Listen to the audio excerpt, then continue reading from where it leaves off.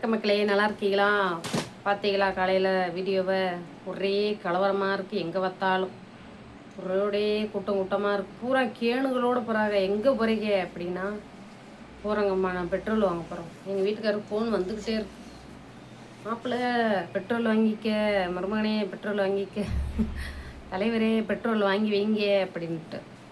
எதுக்கு எல்லாம் அப்படித்தான் ஒருத்தருக்கு ஒருத்தர் சொல்லி சொல்லி சொல்லி எல்லா இடத்தையும் கூட்டமாக்கி சிலிண்டர் இல்லை இல்லை இல்லை இல்லைன்ட்டு எங்கே பார்த்தாலும் சிலிண்டர் இல்லை. ஒரே 3 மாதத்துக்கு ஒன்றும் செய்ய முடியாதான், என்ன செய்வீங்க அப்படின்னுட்டு எல்லாரும் இப்போ செய்கிறதுக்கு கொரோனா காலத்தில் நம்ம எப்படி இருந்தோமோ அது மாதிரி நிலமை ஆக போகுது. எல்லாத்துக்கும் தட்டுப்பாடாகி பண கஷ்டம் வந்து ரொம்ப சிரமமாக ஆக போகுது. அதில் எனக்கு வாட்ஸ்அப்பில் நம்ம தெரிஞ்ச பிள்ளை ஒரு பிள்ளை காலையிலேருந்து எக்கா எங்கள் கடையில் நாங்கள் விற்கிறோம், அது காலியாயிருச்சா இது காலியாயிருச்சா அப்படின்ட்டு ஒரே மெசேஜ். காலையில் இண்டக்ஷன் ஸ்டவ் வாங்கி வச்சுக்கோங்கக்கா அப்படின்ட்டு. இது அப்புறம் நமக்கு தெரிஞ்ச நிறைய பேர் ஃபோன் பண்ணி சொன்னாங்க இண்டக்ஷன் ஸ்டவ் வாங்கி வச்சுக்கோங்க அப்படின்னுட்டு. பானமாக கூட சொன்னாங்க ஃபோன் பண்ணி, நீ இண்டக்ஷன் ஸ்டவ் வாங்கி வச்சுக்க, பச்சை பிள்ளையில் வச்சுருக்க அப்படின்ட்டு. என்னால் நம்ப முடியல, இப்படி ஒரு பொருளாதார கஷ்டம் வருமா அப்படின்னுட்டு. எவ்வளோ பெரிய நாடு நம்ம நாடு, எவ்வளோ மக்கள் தொகை இருக்காங்க, இவ்வளோ பெரிய நாட்டில் இப்படி இதுக்கெல்லாம் தட்டுப்பாடு வருமா அப்படின்னு எனக்கே ஒரு யோசனை வந்துச்சு. எங்கள் டவுனில் இருக்கவங்க கரண்ட் அடுப்பை வாங்கி வச்சுக்கிறாங்க. எல்லார் வீட்லேயும் கரண்ட் அடுப்பை யூஸ் பண்ணால் கரண்ட் தட்டுப்பாடாக போயிடும்.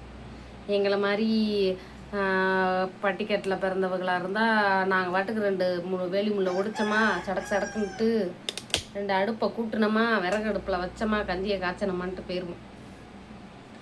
இப்போ நாங்கள் இருக்கிறதோ இந்த அடுக்குமாடியில் 2 மாடி வீட்டில். இதில் நான் எங்கே போய் விறகடுப்பு வைப்பேன், எப்படி கஞ்சி காய்ச்சுவேன்? அதுக்கு எங்கள் வீட்டுக்கிட்ட பழைய வீடாக இருந்தாலும் 2 விறகு வயலுக்குள்ளே 2 விறகு வச்சு சோத்தாக்கி குழம்பு இறக்கிடுவேன். இப்போ போய் வச்சா சிரிப்பாங்க, ஏன்னா வீடு இங்கே இருக்குது. வீடு கட்டிக்கிட்டு இருக்க இடத்துல போய் சோறாக்க முடியுமா? ஒரே குத்துமும் இதுவுமா போது போங்க. யாரோ சண்டை போடுறாங்க, யாரோ சாகுறாங்க. நான் யாரோ சாகுறாங்கன்னு அந்த அர்த்தத்தில் சொல்லலை, யாரோ சண்டை போடுறதுக்கு யாரோ சாகுறாங்க அந்த அர்த்தத்தில் சொல்கிறேன். சின்ன பிள்ளைகளிலேருந்து பெரிய ஆளுங்க வரைக்கும், பச்சை பிள்ளைகளிலேருந்து அம்பிட்டு பேரிஞ்சாகிறாங்க. எனக்கு தான் ஒரு பொண்ணு சொன்னேன்ல, அந்த பொண்ணு காலையில், அக்கா எப்போக்கா அந்த சண்டை முடியும், பதிலுக்கு நான் ரிப்ளை போட்டு விட்றேன், ஒரு 5 நிமிஷம் வெயிட் பண்ணு, ட்ரம்ப் நம்ம சொந்தக்காரதே, ஒரு ஃபோனை போட்டு ஐயா சண்டை நிப்பாட்டுறீங்களா என்ன, எங்கள் மக்கள்லாம் ரொம்ப தட்டுப்பாடாக இருக்காங்க அப்படின்ட்டு நான் சொல்லிவிட்டு நிப்பாட்ட சொல்கிறேன். மேன்ட்டு அனுப்பிவிட்டு அது பிள்ளை சிரிச்ச மணிக்கு அனுப்பிவிடுச்சு. ஒரே சிரிப்பு தான். சரிங்க, யூடியூப்புக்குள்ளே போயிடுவோமா? யூடியூப்பில் இன்றைக்கி எனக்கு ஒரு மனசு கஷ்டம், அது என்னான்ட்டு சொல்கிறேன். அதாவது நம்ம நம்பர் கொடுக்குறோம்னா அதை வந்து நல்ல விதமாக யூஸ் பண்ணலாம். தயவு செஞ்சு யாரும் தவறான வழிகளில் பயன்படுத்த வேண்டாம். இவ்வளோ டென்ஷனில் நாங்கள் உட்காந்துருப்போம். ஏன்னா 50-60 ஃபோனுக்கிட்ட வந்துக்கிட்டே இருக்குங்க. ஃபோனு ஒருத்தவங்க டகுட்டு கேட்குறாங்க, சொல்கிறோம், அப்படியே போனை வச்சிட்றாங்க. ஃபோன் என்ன டவுட்டுன்னு நம்ம சொல்கிறது அப்படின்ட்டு போனை வச்சிட்றாங்க. 1/2 மணி நேரம் என்கிட்ட பேசுகிறாங்க. அப்புறம் டவுட்டை சொல்லுங்கன்னா, ஒன்றும் இல்லை, டவுட்லாம் இல்லை, சும்மாதே அப்படின்றாங்க. அந்த 1/2 மணி நேரத்தை நான் என் பிள்ளைக்கு சாப்பாடு ஊட்டியிருப்பேன். அது மனசு கஷ்டமாக இருந்துச்சு. நல்லவங்களும் இருக்காங்க, அழகாக சின்ன பிள்ளை கிளியர் பண்ணுதுங்க, பெரிய ஆளுகளுக்கு தெரிய மாட்டேங்கி. ஒரு சின்ன பிள்ளை வீடியோ காலில் வந்து அவங்க அம்மாவுக்கு மானிட்டைசேஷன் கொஞ்சம் ப்ராப்ளம், நான் ஸ்க்ரீன் ஷேர் பண்ண சொல்லி கொடுக்க அழகாக பண்ணுதுங்க சின்ன பிள்ளை. அந்த அக்காவை கூட தெரியல, அந்த புள்ள பச்சை புள்ள அவ்வளோ அழகாக பண்ணுது அந்த பிள்ளை. சூப்பர். இந்த மாதிரி சொல்லி கொடுத்துருக்காங்க பாருங்கள். பெரிய ஆளுங்க நமக்கு நிறைய விஷயங்கள் தெரிய மாட்டேங்குது. அப்போ இன்றைக்கி ஒரு கால் வந்துச்சுங்க. எடுத்த உடனே வீடியோ கால் போட்டாங்க. எடுத்தோடனே நம்ம குழந்தைய வச்சுருக்கோம், நம்ம ஏதாவது பண்ணிக்கிட்டு இருப்போம், வீட்டில் ஏதாவது நம்ம வீட்டில் இருக்கும்போது நம்ம ஏதாவது ஒரு வேலை பார்த்துக்கிட்டு இருப்போம், அப்படி இருப்போம். எடுத்த உடனே வீடியோ கால் நான் கட் பண்ணி விட்டேன். மறுபடியும் வீடியோ கால், அது நார்மல் கால்னு நினச்சி நான் அட்டன் பண்ணிட்டேன். அட்டன் பண்ணால் வீடியோ காலாக வருது. ஏங்க வீடியோ கால் பண்ணீங்க, நார்மல் கால் பண்ணுங்கன்னு சொன்னேன். வாட்ஸ்அப்பில் லிங்க் அனுப்பிவிடுங்கன்னு அனுப்பி விட்டாரு. நான் சொல்கிறேன், அக்கா அந்த மாதிரி நார்மல் டவுட்னா 200 ரூபா நான் வாங்கிக்கிடுவேன். நான் வீடியோ கால் மூலிமா வந்து உங்கள் சேனலில் எல்லா செட்டிங்ஸும் பண்ணி கொடுத்து உங்கள் சேனலில் ஏதாவது பிரச்சனைகள் இருந்தால் அதையும் சரி பண்ணி கொடுக்குறேங்க்கா. ஒரு ஆளுக்கு சரி பண்ணால் 1 மணி நேரத்துக்கு மேலே ஆயிடுதுங்க. நான் 500 ஆகுங்க்கான்னேன். அப்போ ஒருத்தராக இருந்தால் என்ன சொல்லணும், இல்லைங்க எனக்கு பணம் கொஞ்சம் கம்மியாக இருக்குது அப்படின்னா அதுக்கேற்ற மாதிரி வாங்கிக்கிடுவேன். கம்மியாக இருக்குன்னு சொன்னால் இல்லை நான் பணம் கொடுத்தா தான் சொல்லித்தருவேன். நான் யாருக்குமே சொன்னதில்லை. பணம் இவ்வளோ தாங்க இருக்குது. நான் ஒரு பொண்ணுக்கெல்லாம் முந்தானேத்து சொன்னேன், நம்மளாம் கொடுக்குறத வாங்கிட்டு சொல்லி கொடுத்துக்கலாம். 500 ரூபாய்க்கு அப்படி என்ன சொல்லி கொடுப்பீங்க அப்படின்னுச்சு. 500 ரூபாய்க்கு அப்படி என்ன சொல்லி கொடுப்பீங்க அப்படின்னுச்சு. எனக்கு டென்ஷன் ஆகி போயிடுச்சு. ஏன்னா என்ன சொல்லி கொடுக்க போகிறோங்கிறது நம்ம வீடியோ காலுக்குள்ளே போனால் அதில் என்ன செட்டிங்ஸ் இருக்குன்னு கூட அவங்களுக்கு தெரியல. இப்போ நான் என்ன சொல்லி கொடுக்க போகிறேங்கிறத நான் எதுக்காக சொல்ல முடியும்? அவங்க பேசுன அந்த விதமே சரியில்லை. நம்மக்கிட்ட ஒருத்தவங்க பணம் போட்டுட்டு தான் மறு கேள்வி கேட்குறவங்க மனுஷங்க இருக்காங்க. கேட்டுட்டு போட்டு விட்றேன்ப்பா அப்படின்றவங்களும் இருக்காங்க. ஸோ சிஸ்டர் என்கிட்ட இவ்வளோ தான் இருக்குது, அதுக்குள்ளே எனக்கு சொல்லி கொடுக்குறீங்களா அப்படிங்கிறவங்களும் இருக்காங்க. நல்லவங்க எவ்வளவோ பேர் இருக்காங்க. பணமே கொடுக்காம ஓடி போகிறவங்களும் இருக்காங்க. நான் அவங்களெல்லாம் குறையே சொல்லலை. இவங்க எல்லாத்தையும் விட மோசமானவங்க. எனக்கு இது மனசு சரியில்லாமல் போயிடுச்சுங்க. அப்படி என்ன சொல்லி கொடுப்பீங்க அப்படின்னா, சிஸ்டர் இதில் உள்ள செட்டிங்ஸ் தான் சொல்கிறேன். எனக்கு மனசு சரியில்லாமல் போயிடுச்சு. அவங்க பேசின விதங்கள் சரியில்லை. நானும் வீடியோ கால் போட்ட உடனே எனக்கு மனசு அப்பயே ஒரு மாதிரியாக போயிடுச்சு. அவங்க சரி சரியில்லை நம்ம விளைவிக்கிறோம். எனக்கு டென்ஷன் ஆகி போயிடுச்சு. நானும் ஒரு 2 வார்த்தை பேசுவேன் இல்லைன்னு சொல்லலை. எனக்கு டென்ஷன் ஆகும். இந்த மாதிரிலாம் பேசுனீங்கன்னா உங்கள் நம்பரை நான் வந்து யூடியூப்பில் சொல்லிடுவேன், உங்களை வந்து நான் வீடியோவில் நான் சொல்லுவேன் அப்படின்னு. அதுக்கு உங்களை போய் அப்படி நினச்சேனே, உங்கள் வீடியோ இனிமேல் பார்க்க மாட்டேன், உங்களை நான் அன்சப்ஸ்கிரைப் பண்ணிடுவேன் அப்படின்னு. தயவு செஞ்சு அந்த வேலையை செய்யுங்க. அன்சப்ஸ்கிரைப் பண்ணிட்டு போங்க. நம்மக்கிட்ட ஒழுங்காக பேசுகிறவங்க பேசிட்டு போகிறாங்க. ஒழுங்காக பேசுகிறவங்க 5 பேர் 10 பேர் பேசினாலும் போதும். சரியில்லாமல் பேசுகிறவங்க தயவு செஞ்சு என் சேனலை பார்க்காதீங்க, என் வீடியோ பார்க்காதீங்க. என்னை புரிஞ்சுக்கிட்டவங்க, என் கூட பழகுறவங்களுக்கு தெரியும், என் வீடியோ ரொம்ப நாளாக பார்க்குறவங்களுக்கு தெரியும் என்னை பற்றி.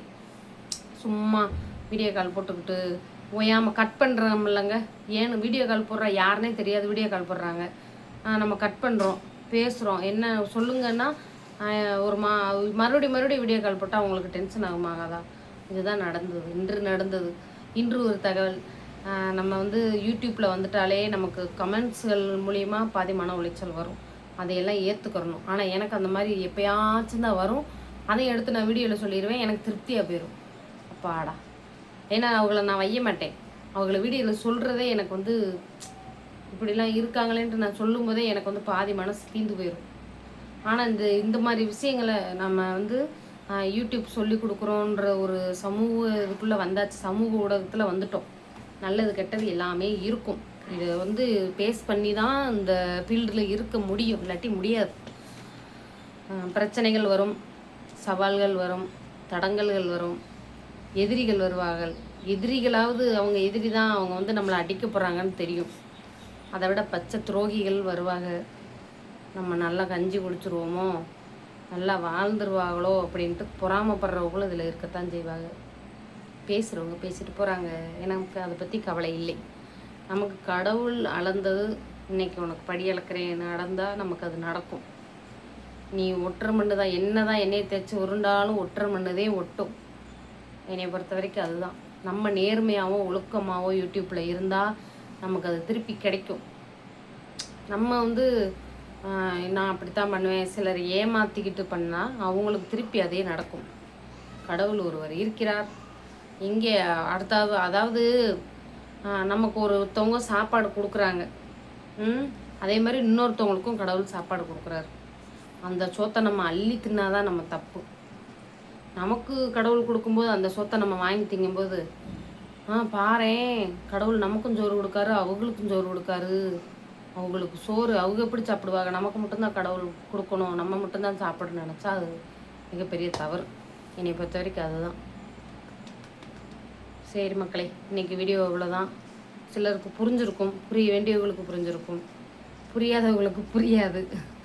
ஏன்னா யூடியூப்பில் சில துரோகிகள் இருக்காங்க. நம்ம நல்லா வாழ்கிறதே பிடிக்காத மாதிரி எனக்கு அது ரொம்ப சங்கட்டமாக இருக்குது. என் நம்பர் இருக்குது, நேரடியாக பேசுகிறவங்க என்னன்னு கேட்டு பேசலாம். அதை விட்டுட்டு ஓயாமல் திருடி தின்னுட்டாங்க, அதை தின்னுட்டாங்க. எனக்கு மனசு ரொம்ப கஷ்டமாக இருக்குங்க.